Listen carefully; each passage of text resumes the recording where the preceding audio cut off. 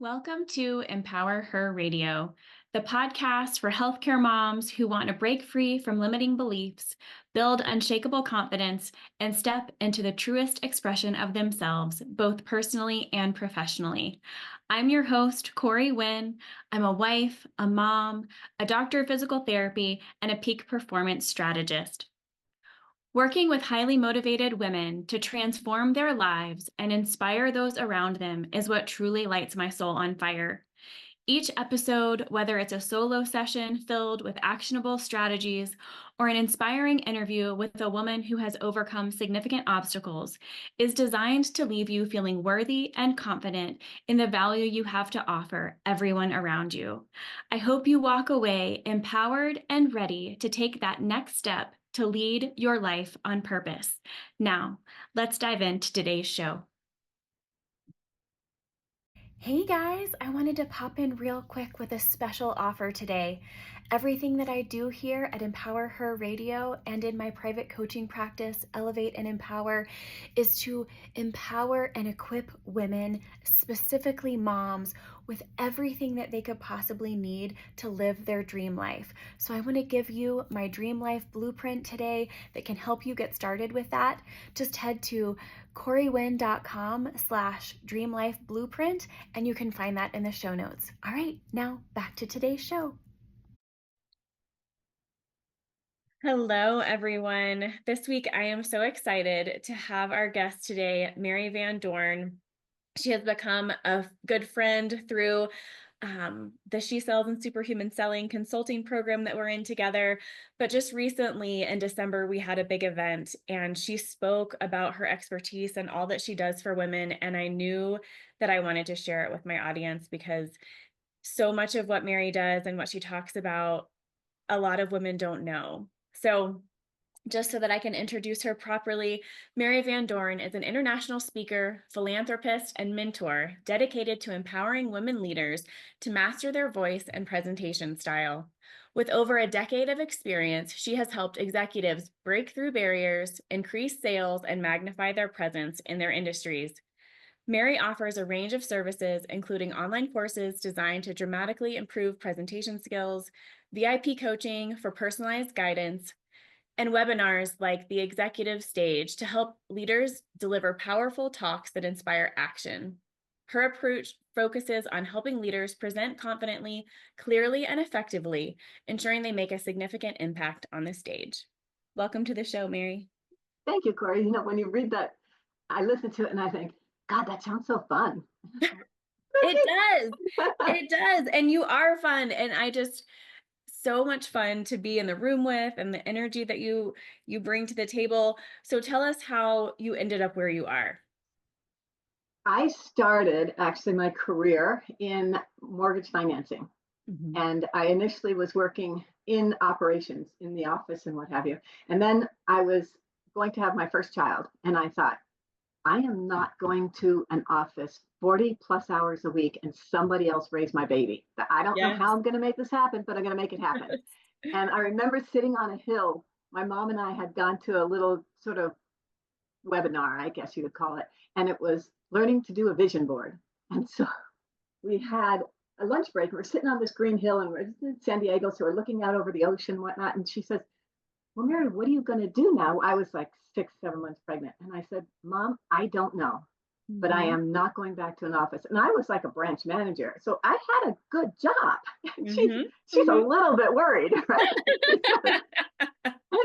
I said, Mom, you know, there's some kind of thing you used to tell me growing up. And that was where God closes the door, he opens the window. So I might be closing this door to go in the office, but there will be a window. And she's like, okay. She says, why not? And my mom said, why not to me 100 times in my life. If you think I can do it, she would say, why not? And I thought to myself, that was kind of the first time I remember her saying, why not? And I thought, there is no good reason why not. Exactly. Right? Yes. So I started a contract business doing process, like the administration part of it and the underwriting and what have you for lenders. And then I had loan officers coming to me saying, I want to open up my own brokerage. Can you help me? Because I was already doing so much of their other work for the company. So I said, sure. So I started helping them. And then I was doing all their work and I'm looking at, I had a flat fee and I'm looking at their commissions and I'm going, oh, this is bunk, man. I've been doing all the work. Like, wait a second, hold on. All I had to do is go out there and do that. Now, simultaneously, I had also started to teach a night class on mortgage financing. So I was already kind of getting my feet wet in presenting in front of large audiences because my classes were about 60 to 80 students in them. Mm-hmm. And I was young to be teaching them. Most of them were definitely older than me, but I had started in the industry very young. My parents were in real estate, so I already had an inkling of what the terminology and what it was about. So when I started to do the sales part of it, when I said, I'm just going to open up my own mortgage brokerage. So I did. Mm-hmm. And like they say, I hung the shingle and said, okay, now what?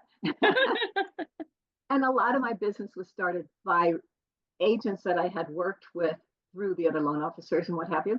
And a lot of it was just relational. Mm-hmm. Then I decided I have to build this out. This is good, but I have to build this out. And we would go to the networking meetings and talk to people and set appointments to have coffee and do all the things that the salespeople do, right? Oh yeah. So that they can meet their potential clients and referral partners, as we call them. And then I thought somebody asked me if I would do a presentation in their office explaining veteran loans. And I thought, I can do that with my eyes closed. Yeah, sure. I did it. Uh-huh. And then after the meeting, there was so many people coming up and questioning me. It was a large real estate office. There was like 50 agents there. And all of a sudden I was like, wow, I just basically impressed 50 people on something I've done all the time. That's Mm-hmm. when I started to say, if I can get in front of more people, instead of doing the one-to-one handshakes, belly to belly type conversations, if I can get in front of a lot of people, I can really condense this process. Oh yeah. I started going into offices, but the key was I never went in and talked about my business. I didn't go in and talk about all the programs I had and what have you, because my people may not agree with me, but in my mind, mortgage financing is sort of like selling postage stamps. They're pretty much the same everywhere you go. One day somebody might have a better price, next day somebody else, but we're all really going to the same well for those funds. Mm-hmm. Now, you could go to, let's say, Costco and buy your stamps and get them at a nice discount. Mm-hmm. So you can go to a certain type of lender and get a discount, but there is a cost involved in that. Like there's a cost of going to Costco because you're probably going to spend $500 on things you didn't want to buy anyway. So how much did you save? Not to mention the inconvenience, et cetera. So I thought, talking about my product in this situation, I have to do it different because every other loan officer trying to get into an office was talking about their stuff. So Mm-hmm. instead, I said, how can I talk about things that are important to them? Mm-hmm. And then I started to go to the industry events and get a spot because I was building up a reputation as people liking me to come in their office and teach them things instead of just talk about me. Right. I was invited to speak at one of their industry events, and there was about 100 local realtors there. And the presentation I gave was actually super interesting, and it was on the history of the area. Like, Mm-hmm. how did it get started? It was a new, fairly new community. I mean, it's like 15 years old. Parts of it were a little bit over, but it was all like, how did this land even come to be? And the Mm-hmm. history of land ownership. And then all of a sudden, they were learning like the name of that parkway is after somebody's grandmother. And this, and there, it was so intriguing to them. They're like, that is so good. And all of a sudden, I became really well known. And it Mm-hmm. wasn't because I was out there preaching about myself. So Well, learning. and I love what you said about that because so often, I mean, any of us can go to a car salesman or a mortgage broker, anything, but having just bought a house, that relational component, that person who wants to sit there and listen to the questions that you have and how they can Mhm. answer them versus just bombarding you with information that you may or may not need. Mhm. Um, that's huge. And that's so much what we talk about in our consulting work as well. So just go ahead. Yeah. I that was wonderful. So that was the way that I learned to build my business. And then as I got even better at it and well known, then I was asked to do some talks. And I remember I was asked to do a talk, and it was just on things I've learned from business. It was a women's group. And I thought, okay, this is going to be fun. But that was different because now I had to actually talk about myself in a very Mhm. personal way. And I had started to go to like Toastmasters and started taking speaking classes because I wanted to get really good.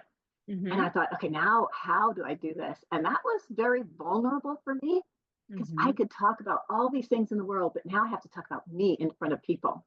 Mhm. But when I learned to do that, it was it opened up so many more doors, because now all of a sudden people were getting to know me, Mm-hmm. and I was starting to learn to tell stories. And I say about me, but just it was always a lesson involved for my audience. And that's sort of when I started having people come up to me and start saying, "Can you teach me what you do? I don't know how you get up there on stage. I'm petrified. You make it seem so easy." And it is a huge obstacle for people. Like we were talking before, and you said everyone gets a little bit of imposter syndrome. Like, do I really belong on this stage? Do I really Right. belong in this room? Yes, you do. You're Mm-hmm. here for a reason. This Mm-hmm. opportunity has presented itself to you for a reason, because it's meant for you. Right. So how do we get past that, right? How do we get to the point of saying, take that big Yeah. step and say, okay, I'll do it, because why not, right? Mhm. Oh yeah. And then it just started. More people were asking, and then I started to put on seminars for it, and then I started to charge for it, and then I started with the coaching, and it has just blossomed from there. But it's really just, I feel fortunate that I came into it in a very gradual way, Mm-hmm. and I got to experience the joy of it in so many ways. And I Yeah. think the biggest thing that people, if the first thing you can grasp is when you step on that stage or in that room, and you know that I'm coming here because I have so much to give you, I have so much to offer you, you're Mm-hmm. not going to worry about what do they think about me, because it's about them. It's not about you. Right. So when we talk about serving your audience, that's what it is. And it gets really exciting. I love when I'll get a client who not just is afraid to get on stage, but mostly they're like, I just don't know where to begin. I think Mm-hmm. I don't have any good stories. I don't know how to lay this out. And to watch the one on one coaching is an 8-week program, and to watch the transformation from that to the day of, and they're getting ready to go on stage, and they're like, I am so freaking excited. Of course, they're a little nervous. We go through all those things, but they are a little bit nervous, but they're so excited. And from that deep apprehension to that, I can't wait. And then when they come off, it's just like euphoria. They just Yes. can hardly hold on to their excitement. It's fun. It's really fun to watch that development. Well, and you mentioned just the process of getting through that and the imposter syndrome that comes along with that. So for somebody who was always wanting to know, okay, well, what's the next step? What's the process? What do I do, to kind of pivoting and recognizing that's only like 5 to 10% of it. Mhm. When you're coaching these women, what is the most common thing that they're trying to overcome? Limiting belief, imposter syndrome. What do you hear most often? They say it different ways, but when you ask one or two more questions, it almost always comes down to just being afraid of being judged, Mm-hmm. Mm-hmm. especially if somebody has climbed the corporate ladder and they've done extremely well and everybody's impressed with them. And like, now is the time they have to step in front of that boardroom, or step in front of the investors, or even address the employees at an annual meeting. It's like their Mm-hmm. first time to do that. It's Mm-hmm. like everybody knows me as the top fill in the blank. Uh-huh. I can't let them down. I have to do this right. Uh-huh. So that's where it kind of kicks in. And I think the number one thing is saying, I understand that this is something that I haven't done yet, but it doesn't mean I can't. It just means Uh-huh. I haven't done it yet. So what do Right. I have to do? Then we start to prepare. And from the preparation steps from A to Z, by the time you get to Z, yeah, you're still going to have some apprehension because Mm-hmm. it's the first time. Or if you've done it before, and I have some women that come to me and they have been on a stage numerous times, and they say to me, I don't have a script. I have bullet points. I know what I want to say. And I just go,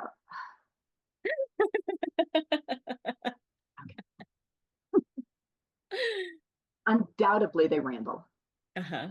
They, because you have, when you prepare yourself and you prepare, and it's not a script that you have to get up there and read, but when you're Mm-hmm. well prepared, then number one, you're going to get the point across that you want. If you are there, let's say you're doing what we refer to as an inspirational talk. Mm-hmm. Like if you were getting up to talk about the foundation that you started because of what you were inspired with your uncle, right? Mm-hmm. Mm-hmm. You're getting up there. You want to inspire those people. And you Mm-hmm. say, how do I do that? Do I just tell his story? But how do they see them in my story? How do I put this together? And we work on structuring that. So when you come off the stage, people are coming up to you and going, Corey, that was amazing. How can I help? That's your Yeah. inspiration. That's what you want to do, right? Or you have the Right. person that has a new product and they have to either speak to their staff, their employees, or new clients, and they have to explain how this new whatchamacallit is going to improve their processes, right? Even if it's within the company, you kind of go, okay, step 1, 2, 3 to 8, whatever. How is that interesting? Right. So, Right. but you want to keep them engaged because you don't want them to just reach over and grab the pamphlet and start reading it and I'll figure this out on my own. That's not what you're doing. Right. And then the third one is persuasive, and that's in sales. You want them to buy your product, or you want them to invest in your in your 501(c)(3) or whatever it is what you're trying Right. to get them to Right. take in action. It could also be if you're trying to inspire people to. I'm working with a doctor right now, and she's trying to inspire more people, young families, to become more aware. And it sounds as simple, especially for you. I'm sure you understand on CPR in the home. Oh, uh-huh. Uh-huh. So important.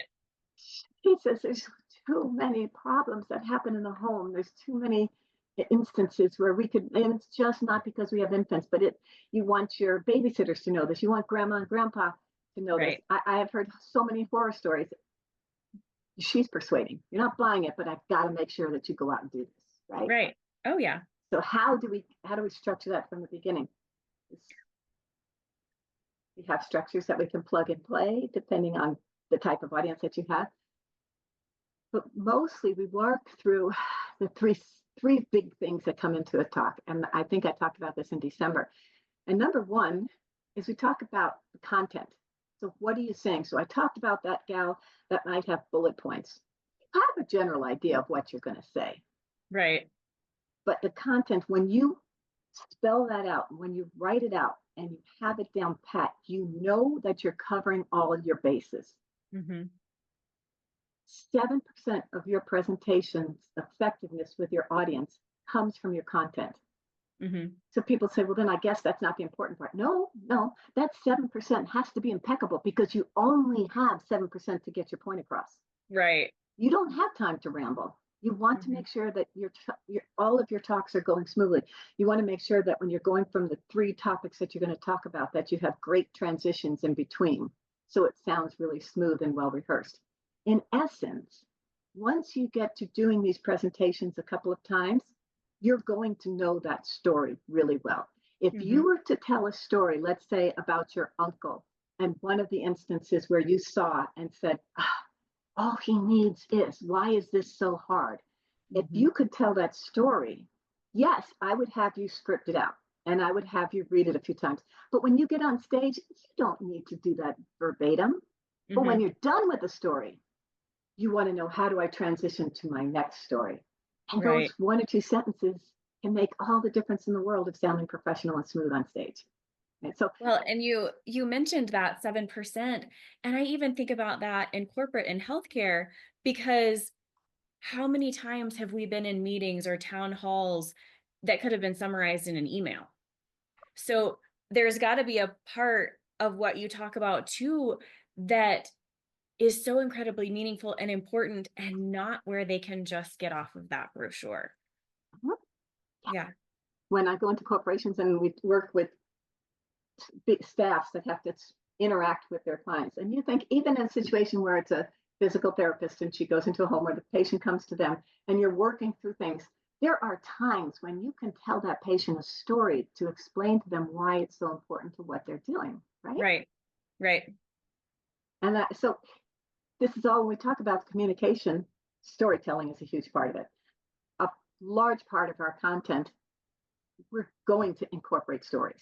Mm-hmm. And we are all storytellers. I grew up, I was the oldest girl of 10 kids. So I got tired of telling Goldilocks and the 3 Bears. So I started to make up stories just to entertain them while mom was doing laundry or whatever the situation was. But every one of us tells stories. So I would encourage people that say, I don't have stories. I would encourage them to stop when they're in a situation and think, wait a minute, I'm telling my girlfriend a story right now. Mm-hmm. And this is a good one. I tell my clients, write them down, keep a story journal, this was funny when we talked about this tonight. You don't not have any idea when you're going to use that story again, but you will. You will. There will Uh-huh. be a time. So we incorporate, and everyone's a storyteller. Like I said, whether you're mom, a grandma, an aunt, a baseball coach, you're going to have stories for those kids, right? So start there practicing and on with your friends. The next thing we talk about, besides the 7%, is your tone, and that's 38%. The Okay. tone, the tone is going to be where we have sat through so many presentations that is just monotone. Right? I remember a physical therapy professor years ago who monotone and read off the slides from the moment that we walked into class till we left. And I thought, I didn't need to be here for this. I could have read my handbook. I could have read the book. Yeah, I did not need this. Right. So that's our monotone. There's a lot of things for not our monotone. That's our tone. So on the tone, it includes raising your voice or lowering your voice. It includes speeding it up, slowing it down. There's times where we talk about when we're putting together a presentation where we're actually going to look for a melody in your presentation. Okay. The brain follows brain waves like this, not like this. Mm-hmm.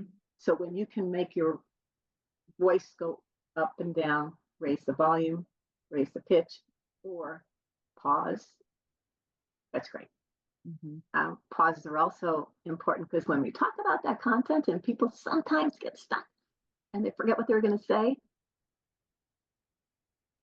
they'll stutter. They'll say like, well, kind of, those are what we call filler words, and they'll want to use those. And we work really hard. Instead of using that, just pause. Mm-hmm. Because what you're really trying to do is fill in an airspace. And you Mm-hmm. don't have to. Mm-hmm. You don't have to do that at all. And that pause can be more effective, certainly more than an or an on, right? Yeah. Yes. Yes. But that little pause, it'll also give your take a breath, pause for half a second, and your mind will connect. And then you'll Mm-hmm. move forward. You'll also grab the attention again because people are listening and she stopped. Oh, wait, why did she stop? Right? Uh-huh. Uh-huh. You don't have to worry about being dramatic with it. And that's all encompassed with your content and your tone. And then we go to your body language. Body language is 55% of your presentation, which is a huge part of it. Most people, when they're nervous on stage, the first thing they do is kind of close up and they kind of keep their hands closed. Sometimes they'll put their hands in their pockets if they have slacks on, but they want to kind of close in. And we need to open up. You have a stage that might be 12, 15 feet wide, and you have to move it. And I'm not talking about just walking back and forth, because you know, it'd be like, It's like a tennis match. exactly. We talk about ways that you can use your body, and it doesn't have to be dramatic. I think if you think of yourself again when you're telling stories, it's so much easier to use your body language. If you're sitting with a bunch of girlfriends and you're having a glass of wine and somebody's telling a story, they are acting this thing out because it was so freaking hilarious, right? And they keep you Yeah. entertained. I Yes. read that the brain wants to change every 8 seconds with your eyes. So if there's nothing in front of them that's changing for more than 8 seconds, it's going to shift. So by using body language, things are moving. It doesn't have to be dramatic, but it's just the brain has to refocus. Mm-hmm. It's a lot harder to do on camera, right? When you're on a webinar. That's why I love live presentations so much. Uh-huh. Well, and there's got to be something about being able to be there and be on stage and be in that person's energy physically that's lost over the screen. I mean, clearly, I love podcasting, and there's something very vulnerable and inspirational about being there, being in person, and knowing to a point that it can only be so scripted. Exactly. Another thing is when you're live and you're with your audience, you read that energy, but you can also learn to read some signs in the audience. And wait, I'm slowing them, I'm losing them, or they're really into this. I can hammer down on this a little bit more, right? Uh-huh. I remember early on, actually, I was in one of my classes that I was teaching, and the person that had hired me to come speak, it was a CPA organization, Mm-hmm. and he was in the front row, and this guy had his freaking phone out the whole time going like this. And I'm like, dude, you hired me to be here. What are all these people thinking when they see you in the front with your phone going like this, right? So I looked at it, I saw him a couple times and I was just like, let it go, Mary, forget about it. And then afterwards, he comes up to me and he goes, Mary, that was so spectacular. I could not stop taking notes. And I said, don't judge, don't prejudge. So that was early in the days of people note taking on their phone, Uh-huh. right? Uh-huh. But I definitely learned a big lesson on that one. Like, no, we're not going to do that so much anymore. Not so much. Funny. Yeah. Oh my gosh. What do you think is the main or one of the biggest things that you could kind of tell my audience, that woman who is stepping into that CEO role, that woman who's leaving corporate like I did and stepping into their own business and promoting themselves for the first time? What tips would you give her? I would say, first of all, like we talked about earlier, if this is something that you're feeling, you know it's something you have to do. Mm-hmm. If you look back, sometimes I'll have women that are apprehensive of, can I do this? Or I've been doing this so long, I don't know if I can make that change, etc. And I'll say, let's sit down. And I want you to take 15 minutes and chop your life into 10-year segments. And then and write down everything that you learned in those 10 years. First 10 years are pretty huge. I mean, you learn to walk, you learn to talk, you learn to read. Yeah, right. Yeah. But then you go into the teenage years, and there's some good things and some maybe not so good things that you learned in your teenage years, but you learned a lot. Right? And then you go into the next 20, and you look at that. You started work, you graduated from school, you did all these things, you got into this career, you got these promotions, and you look back and you go, I'm a badass. Yeah, you are. Why not? Why can't I step out on my own? And also, we always have to remember, if we don't step out on our own, are we going to look back one day and go, why didn't I do that? Mm-hmm. Mm-hmm. This is kind of a fun story I like. When my daughter went off to college, and my sister and I went to move her in, to help her move in. And as we're making trips from the car back and forth, there was a tennis court right there. And there was a bunch of people playing tennis. And there was these two guys playing tennis, and they had their shirts off, and they had them like tucked in the back of their shorts. And they were having a lot of fun. They were doing really well, and just the athleticism of them, watching the way they move and everything. And I stopped and said, Tracy, yeah, I said, what happened to the last 20 years? Like that, that was us. Mm-hmm.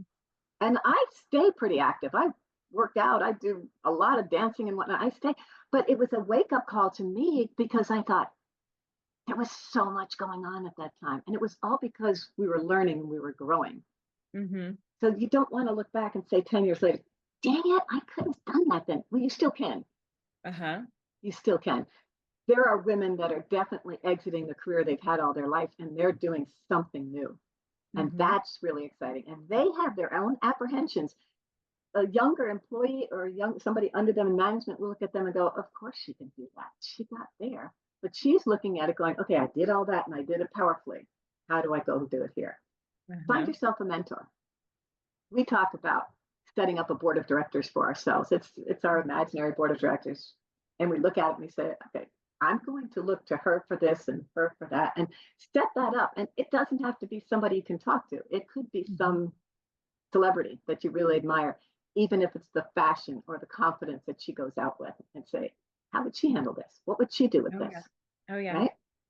Well, and so much of what I talk about with my audience and with my clients is in healthcare or in any industry that we've been in, you know, we've put blinders on. We went to school. This is what we are supposed to do. We're supposed to stay in our lane.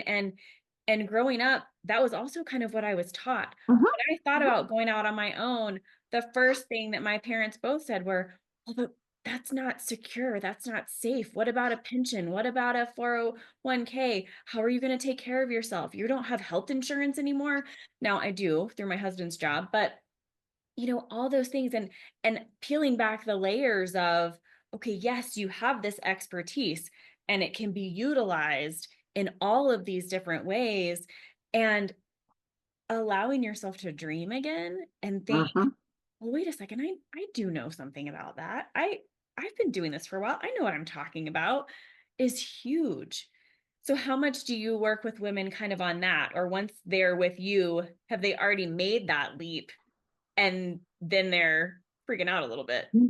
Well, they've made the leap, but they want to know, how do I expand on this? How do I get better? How do I get more exposure, et cetera? And I know I have to do things like go on podcasts or get on stages, and I don't know what to say.